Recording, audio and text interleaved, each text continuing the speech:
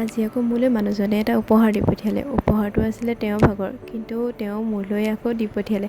যিহেতু আমি মাৰ ঘৰত থাকোঁ, সেইবাবে তেওঁ ভাবিলে যে তালৈকে দি পঠিয়াওঁ, আৰু তেওঁ ৰিচিভ কৰিয়ে আমালৈ DTDCৰ ফালৰ পৰা পঠিয়াই দিলে।